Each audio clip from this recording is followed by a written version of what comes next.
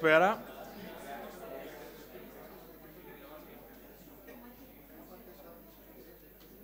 Καλησπέρα. Good afternoon. Tonight we have the huge pleasure of welcoming on behalf of the organizers of this event, Professor Robert Pippin, the Evelyn Stefansson Neff Distinguished Service Professor from the University of Chicago. This is an abbreviation of his whole entire title, but I have his consent. Before I introduce our distinguished guest, I would like to take the opportunity to say just a few words about the organization of tonight's event,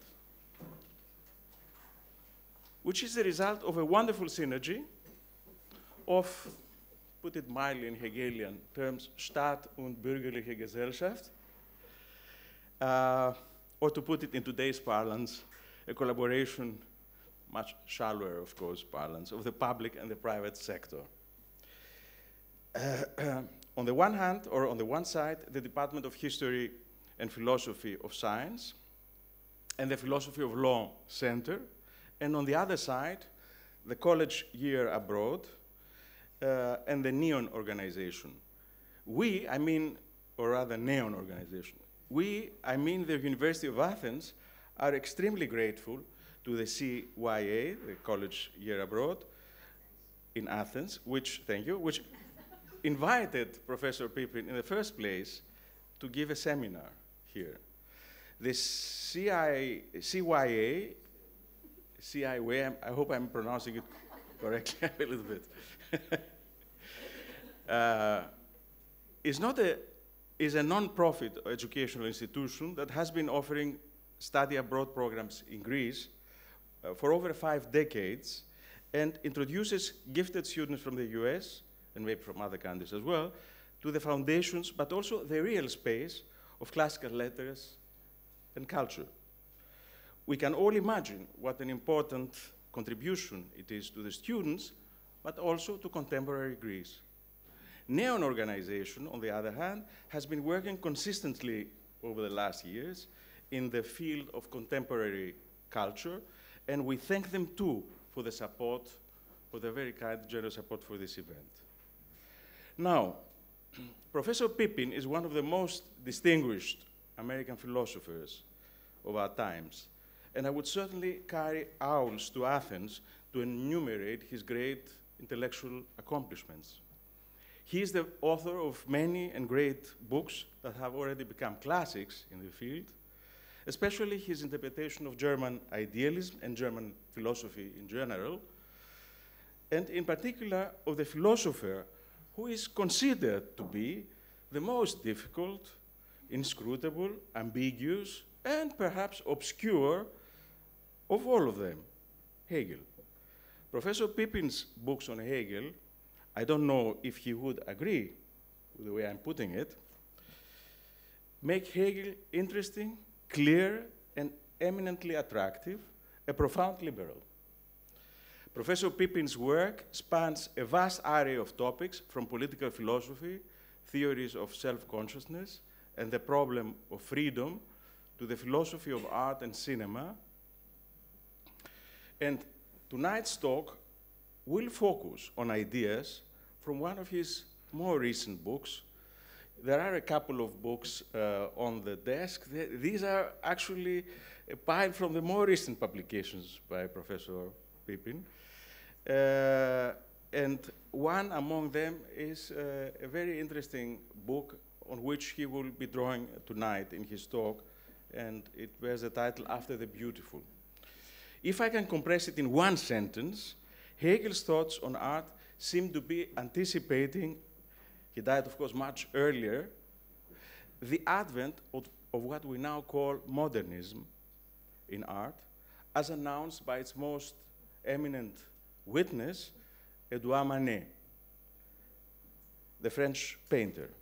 Professor Pippin's project is not only important as a philosophical project, but I believe it is to be considered of utmost importance for art itself, its theory and practices of today as well. Professor Pippin, we thank you very, very much for generously accepting to give this talk. And we're extremely honored by your presence.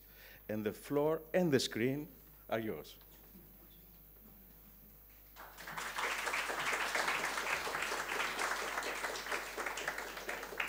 Thank you very much, Konstantinos, for that detailed and very flattering introduction. It's a great privilege and a pleasure to be able to be in Athens this week. I've never been able to spend this much time here, and I'm very grateful, first of all, to the organizers of tonight's events that were mentioned by Konstantinos, and to Evgenina Milonakis for the invitation to give the talk at the college year in Athens, which has been a great pleasure, and to the students who've been attending the week-long seminar on film and philosophy. I'd also like to mention a note of sadness and gratitude to the American philosopher most responsible for reopening philosophy to the humanist tradition in the West, and to literature and film, Stanley Cavell, who died 2 days ago at the age of 91. I think it only appropriate that he be remembered tonight at a talk like this. In 1863, the French painter Edouard Manet caused a public scandal when he exhibited his large painting Déjeuner sur l'herbe in the Salon des Réfugiés.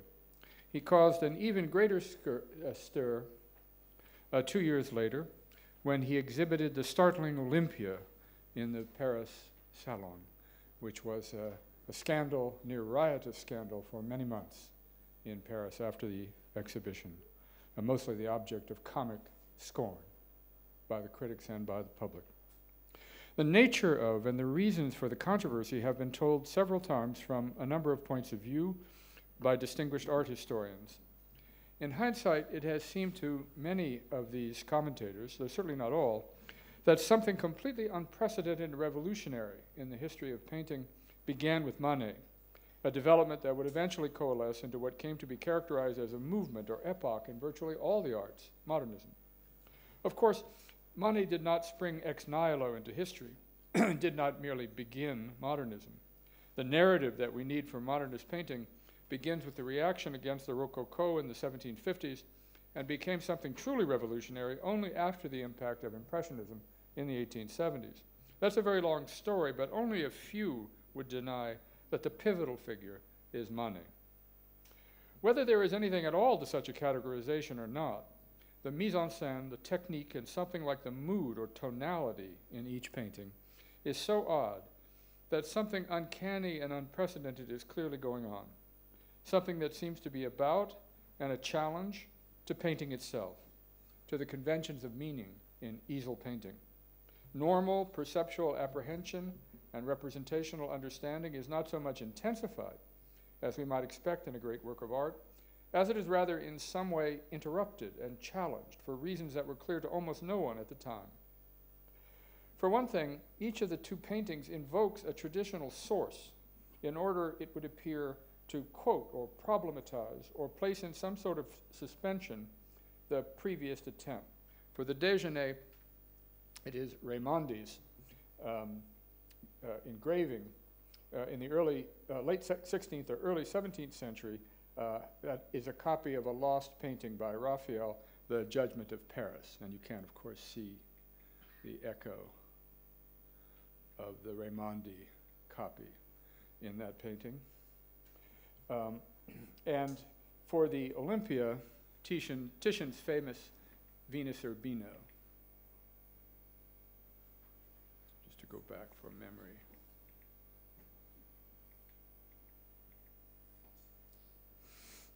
The challenge to us and to painting is clear, above all, in the startling looks of the two women, the same woman, Victorine Meurent, Manet's favorite model, and given that this is France, his mistress. Looks that all at once destroy the convention of pictorial illusionism, the illusion that we are looking into a three-dimensional space and not at all onto a flat painted rectangle. They seem to address the beholder of the painting, not the scene, with a confrontational challenge, as if to ask, just what is it you're looking for? And which thereby also thematize the painting's facing position opposite the beholder, looking back at us, suggesting questions about the psychology of meaningful aesthetic beholding and the status of the social conventions in understanding the whole point of easel paintings themselves. And there are famously all sorts of somewhat violent challenges to pictorial conventions in the déjeuner. There's no particular interpretation anyone's happy with of what this woman is doing in the back. It might be post-coital, it might be, she's also the wrong size. The violation of the norms of perspective is very clear. This man is supposed to be conversing, but he's not looking at her. She's not looking at him, he's looking off to the side. There doesn't seem to be any point of that.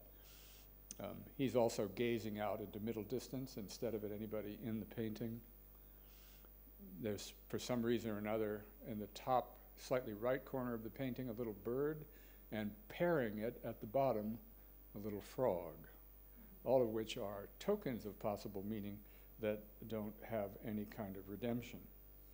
This is a kind of original interrogation Manet had already tried out to great effect in The Old Musician, this, especially the centrality of a facing and enigmatic look right at the beholder.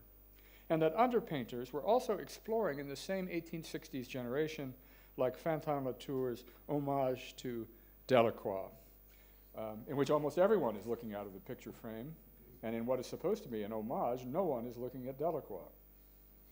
There's, of course, lots of looking out in medieval and devotional paintings, too. It's not the first time people look out of the picture frame. But what's striking is the repetition of this theme in Manet over and over again, and the confrontational challenge of the look you saw paradigmatically in Olympia.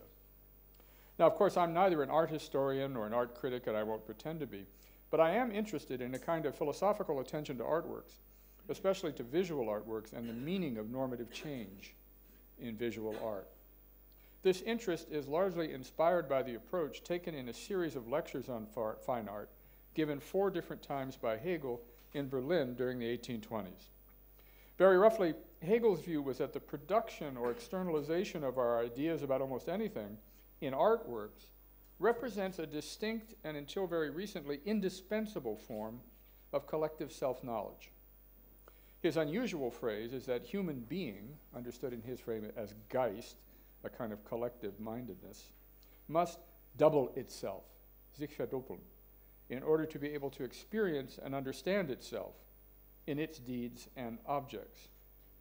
And with that one characterization, we are already in uncharted waters. Art does not, for Hegel, double or imitate reality, as in so many mimetic theories, but in art, Geist, that achieved collective like-mindedness, doubles in order to properly understand itself. And this occurs within an ongoing collective, continuous attempt at self-knowledge over historical time, a project one had to understand in the light of interconnected attempts at such knowledge in religion, philosophy, and even in the social and political practices of the age, also understood by Hegel as attempts at collective self-knowledge. Although Hegel was very clear about the differences between the conceptual articulation of this self-knowledge at some level of achievement in philosophy and what he called the intuitive, anschaulich representation of such self-knowledge in art, his position also had as its consequence a consideration of artworks, and not just epics and great tragedies, but visual and plastic and musical artworks as well, as somehow or other limited forms of and deeply continuous with philosophy. Historically inflected philosophy by other means, let's say. Otherwise expressed, art, at least from most of its existence, had for Hegel a kind of philosophical work to do. In his language, that work was a particular way of what he also called the working out, the Herausarbeiten, modes of self-understanding with respect to the basic problem all of the philosophers after Kant took to calling the problem of the absolute, the subject-object problem. Acknowledging the great difference between subjects and objects, between minded material objects and mere material objects, while denying any metaphysical dualism, any immaterialism or soul metaphysics, was the holy grail of the whole period. And the problem encompassed everything from how subjects can know objects, how material states and events, especially art objects and bodily movements, could be said to bear meaning, something already implicitly interrogated by those facing looks in Manet, to how reason-responsive subjects could even be material objects in space and time. Hence, the obvious Hegelian question for Manet and for the entire epoch he seems to have an early role in helping to initiate. Is there anything in the spirit of Hegel that one can say about the sort of self-knowledge realized, verwirklicht, or worked out, herausarbeitet, in the modernist period, produced a generation after Hegel died in 1831, anything consistent, at least with the broad spirit, if not the letter, of Hegel's own account of the problem of the absolute? Could that very abstract problematic, the legacy of Kant's third antinomy, Schiller's letters, Schelling's 1800 system, and Schlegel's reflection on irony and the infinite, could it be of any use in understanding the work of urban French culture in mid-19th century Paris? Hegel certainly showed that he could put his framework to brilliant use in other unusual aesthetic contexts. If, for example, the classical Attic tragedies meant what Hegel said they meant, that a great crisis in the basic institutions of that society had arisen and could not be resolved, that contradictory justifications for action had somehow all become right, what, if anything, is revealed in some corresponding way about societies whose painters begin to make paintings where objects themselves seem to be dematerializing over historical time in succeeding generations, first as sensory impressions, then as mere occasions for artistic and often elaborate geometric reconstruction, and finally as absent wholly in non-representational experiments. A society that also makes self-referential and ironic literary works, that makes art music without conventional harmony or melody, and eventually which makes architecture, in which architecture is simply structure. Is it even plausible to try to understand normative change in the practice of art by understanding these alterations within broader social, religious, and even philosophical changes? Could such an approach do justice to the distinctly aesthetic meaning of these innovations, or is it already bordering on some form of philosophical reductionism, philosophical colonization of the non-philosophical enterprises? Well, there are many reasons to be skeptical that anything of value can result from trying to project Hegel into the future like this. After all, anyone who's heard anything about Hegel has probably heard that he said two things: that philosophy was its own time comprehended in thought, and some kind of summary of the following famous remark: in all these respects, art, considered in its highest vocation, is and remains for us, in the modern world, a thing of the past. Thereby it has lost for us genuine truth and life, and has rather been transferred into our ideas instead of maintaining its earlier necessity in reality and occupying its higher place. What is now aroused in us by works of art is not just immediate enjoyment, but our judgment also, since we subject our intellectual consideration first, the content of art, and two, the work of art's means of presentation and the appropriateness or inappropriateness of both to one another. The philosophy of art is therefore a greater need in our own day than it was in days when art by itself, as art, yielded full satisfaction. Art invites us to intellectual consideration, and not for the purpose of creating art again, but for knowing philosophically what art is. If one considers the history of modernist art after Hegel, there is something both ominously prophetic and yet clearly hasty about Hegel's remark. The tone of pessimism in the remark, that art is a Vergangenes, a thing of the past, can seem to us, in some moods, more like something simply obvious. It seems trivially true that the fine arts do not matter in general to us, to modern society, as they mattered in the tragic festivals of ancient Athens, or in religious practices, or in the dreams of the early romantics in Germany, people like Schiller. And Hegel had not even anticipated two other threats to the vitality and autonomy of art: that an art-buying leisure class of the bourgeoisie would become the principal patrons, that is, buyers, of the arts, nor did he anticipate that how mass consumer societies would radically alter the condition for art's production and appreciation, turning it into a commodity. Yet, on the other hand, the revolutionary vitality of the modernist movement and the continuing vitality of art forms like film and art photography are evidence enough that art has certainly not become a thing of the past. However, we can begin to see the opening to answer our Hegelian question about modernism if we recall that the claim is not an isolated one in Hegel's books and lectures. After all, Hegel also does not believe that there's any world historical work for philosophy to do. Its content is now also just its past, understood in the right way within a comprehensive philosophical system. And there are to be no world historical developments in religion either, beyond the doctrinally thin humanist Protestantism that Hegel preferred. And the institutions of what he called modern ethical life, Sittlichkeit, the distinction between the state and civil society, and the basic structures of modern civil society all also represent for him the achievement of reconciled relations of genuinely mutual recognitional status among human beings. That is, Hegel believes what he does about the finality of the achievement of romantic or pre-modernist art because he's convinced of all these other claims as well, not because of some distinct feature of late romantic art, which requires such a reduced significance.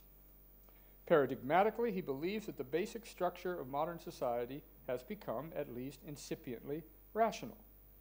Romantic art had already embodied the fact that we had liberated ourselves from our natural home and had successfully created another wholly human one.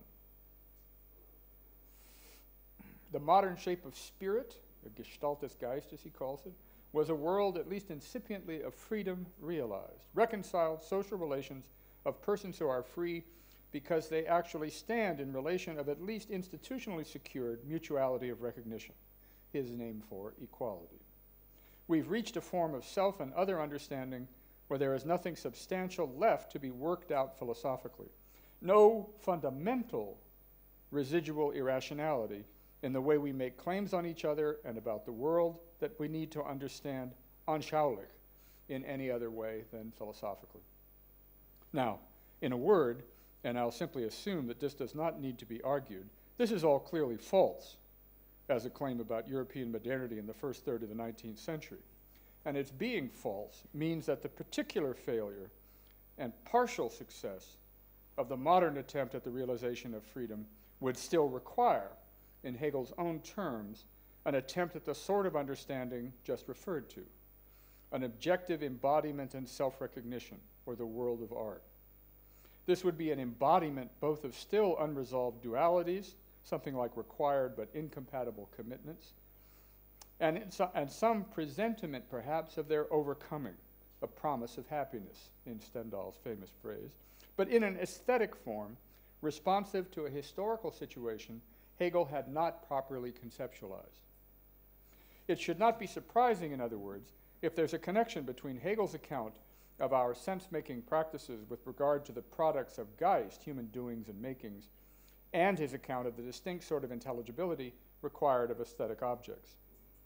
And since the core of that general account involves a social theory of meaning, the meaning of intentional action, for example, it will not be surprising if that account is also of continuing relevance to the social dimensions of aesthetic meaning, the relation between the object and the beholder in a particular society that understands the relation between the products of human doings and makings and their social reception in a particular way, especially with respect to three crucial issues: the relation to the beholder presumed in different ways at different times in visual art, with respect to the interpretability of the human actions depicted in paintings, and with respect to the artwork itself understood as the result of the intentional action of the painter. And all of this is of relevance only as historically inflected for a community at a time. So my hypothesis is, if one can understand the persistence of the kind of conflicting commitments in intellectual, cultural, and political life required by rapidly modernizing Europeanized societies, the kind Hegel thought had been overcome, thought wrongly had been overcome, one will be in a better position to begin to understand the aesthetic experimentation that seemed to begin with Manet. Hegel, in other words, may have provided the resources for an approach to modernism and a way of understanding its relation to the self-knowledge problem without having understood the potential and the limitations of his own approach. These formulations, of course, only gesture at those theoretical resources, and it would take several books to spell them out. But the heart of the matter, the central claim of Hegel's idealism, anticipates in its very formulation the issue of the conditions of the possibility of the intelligibility of fine art in general. And giving the increasing pressure modernist art places on any conceptual articulation, or what we now call criticism, for modernist art in particular. That central claim requires both the distinguishability and, more radically, the inseparability of concept and intuition in experience of all kinds, and similarly, a form of practical mindedness, intentions, in bodily movements in action. Hegel denied that the basic capacities needed to understand what we experience and what we do, active and passive capacities, were congruent simply with the notions of distinct spontaneity and receptivity. He maintained that especially any passivity was already always determined in a way with spontaneous discrimination. This claim required a massive reconsideration of the very possibility of intelligibility in experience and action, which is Hegel's major project, as I understand him, and they met a major disagreement with, even though he was enormously influenced by Kant and his original arguments about how thoughts can be said to inform sensibility, and how thoughts could be said to be at work in the bodily movements we count as ascribable actions. In aesthetic terms, this position required of Hegel a rejection, first of all, of rationalist, classicist, and perfectionist aesthetics, in which separable independent ideals are dimly, if pleasantly, intimated in sensuous experiential form, a rejection of empiricist aesthetics, where sensual pleasure is considered a directly reactive, passive phenomenon, as in Burke or Hume, and Kantian and Schillerian aesthetics, where the mere harmony or